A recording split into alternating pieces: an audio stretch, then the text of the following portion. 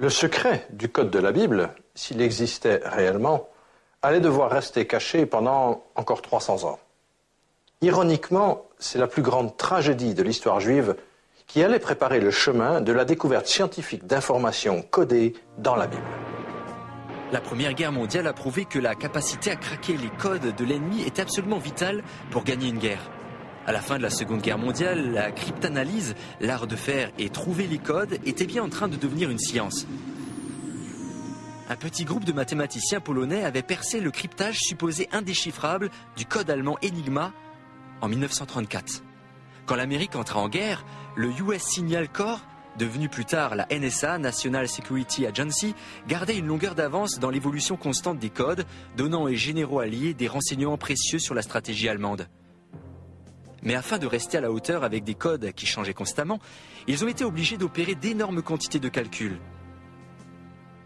Ils en arrivèrent à construire un énorme calculateur mécanique qu'ils appelèrent la Computation Machine. Ces machines à calculer firent de l'analyse cryptographique une science viable. Et il se trouva qu'elles menèrent les États-Unis à la découverte d'une énergie qui allait changer le monde.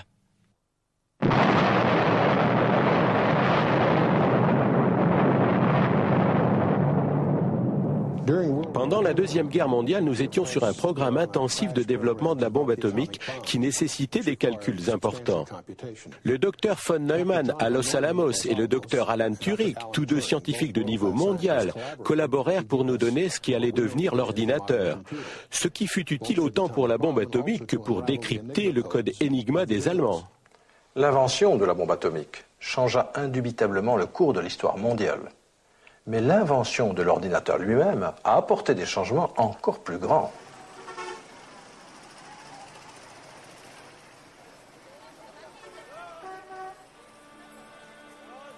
Le rabbin Michael bar Weissmandel, un enfant prodige du Talmud et des mathématiques, en Tchécoslovaquie avant la Seconde Guerre mondiale, survécut à l'Holocauste et émigra aux États-Unis après la guerre. Encore jeune, Weissmandel tomba sur les notes du XIIIe siècle du rabbin Bakia, suggérant qu'une information divine pouvait dériver de la Torah au moyen de sauts de lettres spécifiques. Alors, l'horreur derrière lui, Weissmandel retourna à la fascination de sa jeunesse, la possibilité d'un mystérieux code dans la Bible. Le rabbin Weissmandel, à travers sa diligence et sa détermination dans ses études de la Torah, fit des découvertes remarquables. Le mot Torah en hébreu est composé de 4 lettres, Tav, Vav, Resh, He, qui sont pour nous comme T, O, R et H. Notons ici que l'alphabet hébreu consiste en 22 lettres qui sont essentiellement des consonnes. On en déduit généralement les voyelles. Le son O est donné ici par une lettre qui, en fait en hébreu, n'est pas une voyelle. Dans le livre de la Genèse, si vous allez à la première lettre correspondant à un T, si vous comptez 49 lettres et prenez la suivante, en d'autres termes la 50e lettre, vous arrivez à la lettre qui correspond au son O. Vous comptez 50 lettres supplémentaires, vous trouvez un Resh correspondant à notre R. Si vous comptez encore 50 lettres, et vous trouvez un He, c'est-à-dire H. En d'autres termes, c'est comme si vous aviez trouvé T-O-R-H à intervalle de 49 lettres. C'est l'orthographe du mot Torah. Comme tel, c'est plutôt intéressant, mais on pourrait très bien l'attribuer au simple hasard. Mais quand vous allez dans l'Exode, vous découvrez la même chose. Arrivé à T, 49 lettres plus loin, vous trouvez O, R, H de la même manière. À nouveau, cela semble voulu. En fait, il est plutôt intéressant de savoir que ce nombre 50, c'est le nombre de jours qu'a duré l'Exode jusqu'au moment où la Torah a été donnée sur le mont Sinaï. En passant au Lévitique, le 3e livre, on ne trouve rien de semblable. Mais vous allez dans le 4e livre de la Torah, les nombres et la même chose se produit, mais seulement si vous écrivez Torah à l'envers. Bizarre. Vous allez dans le Deutéronome et vous trouvez de nouveau la même chose, toujours à l'envers. Maintenant, vous vous demandez ce que cela signifie. Vous prenez du recul et c'est comme si ces 4 livres indiquaient le livre du milieu, les 2 d'avant, les deux d'après, en direction du livre du Lévitique. Si vous examinez plus attentivement le Lévitique, vous découvrez non des intervalles de 49 lettres, mais de 7 lettres. Chaque 8e lettre, vous avez Yahvé, le nom de Dieu. En prenant de l'altitude, vous réalisez que la Torah pointe toujours en direction du nom de Dieu. La découverte de Weissmandel est le premier indice moderne des codes cachés dans la Bible. Et bien sûr, elle a conduit à utiliser l'ordinateur pour en trouver d'autres. Le professeur Daniel Michelson de l'Université de Los Angeles a estimé la probabilité que la découverte de Weissmandel ait eu lieu par accident à moins de 1 sur 3 millions.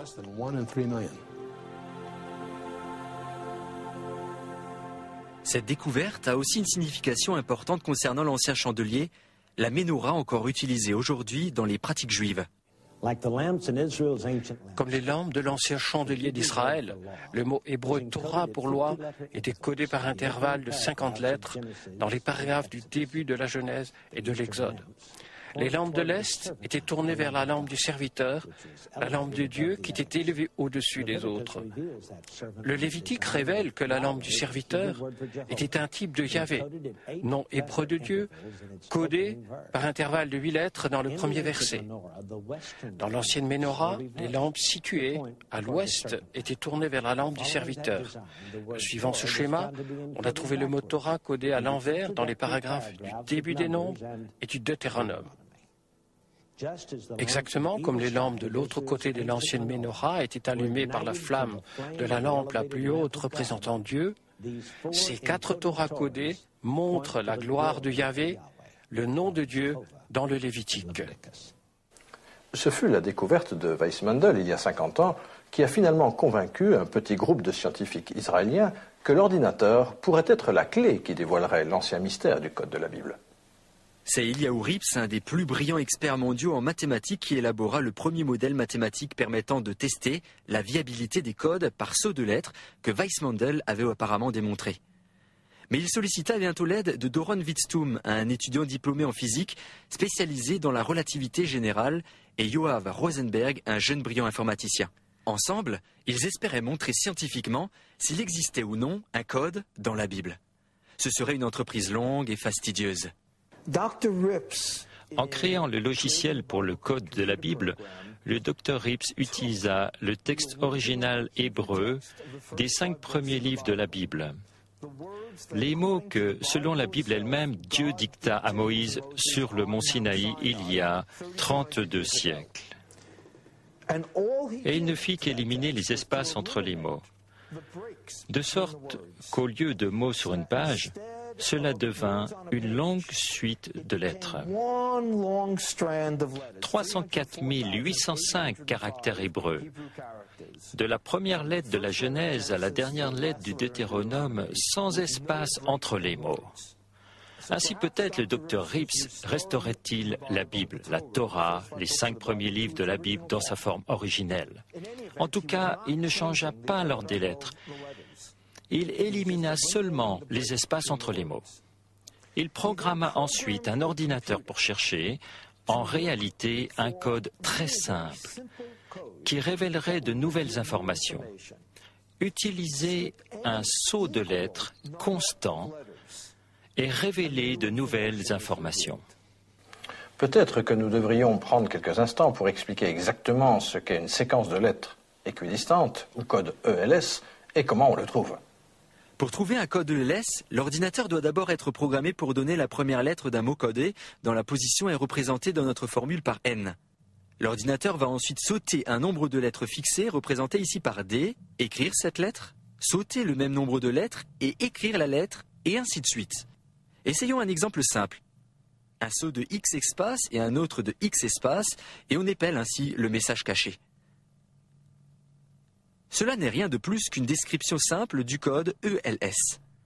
Ce qui est infiniment plus difficile, c'est la création d'un tel texte qui ait un sens, qui soit facilement compréhensible, et cependant, sans que cela apparaisse, qui contienne des lettres spécifiques à des intervalles précis. C'est ce processus qu'on appelle l'encodage.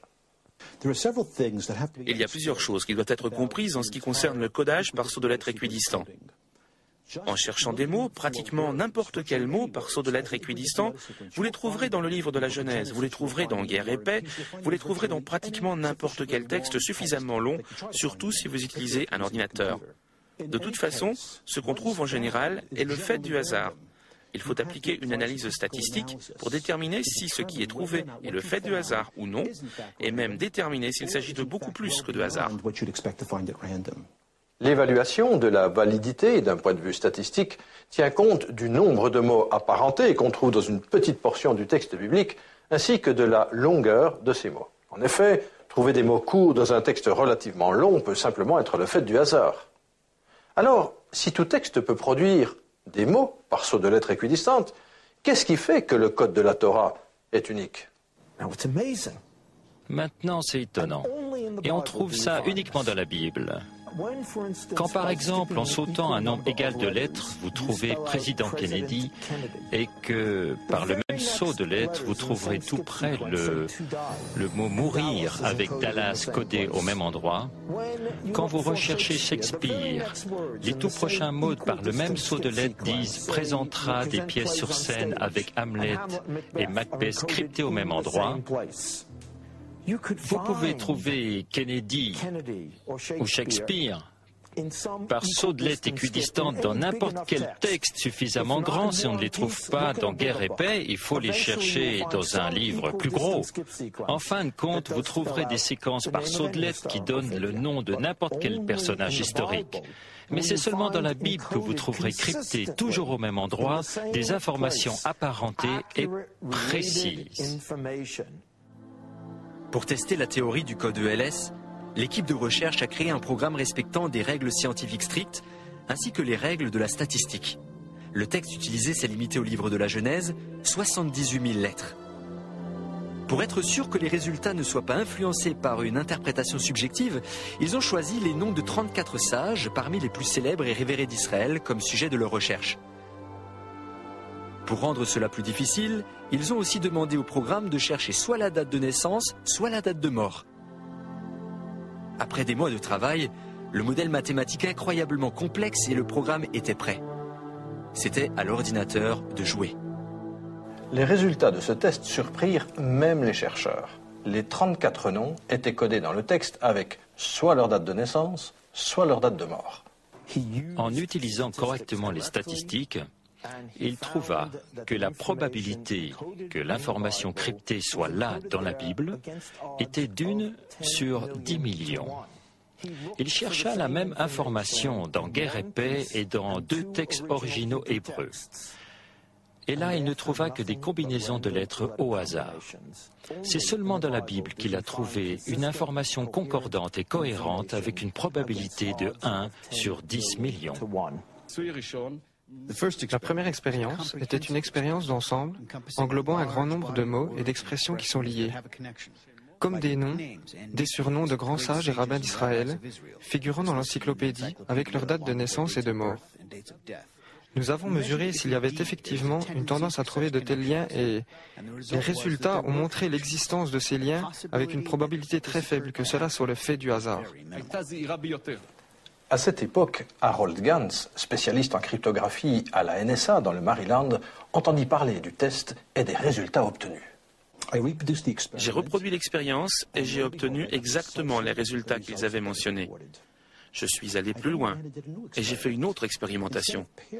Au lieu de mettre ensemble les noms des rabbins avec leur date de naissance et de mort, je les ai mis avec les lieux de leur naissance et de leur mort.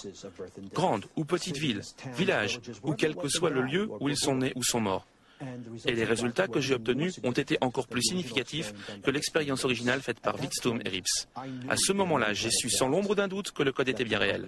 J'ai senti un frisson me parcourir la colonne vertébrale.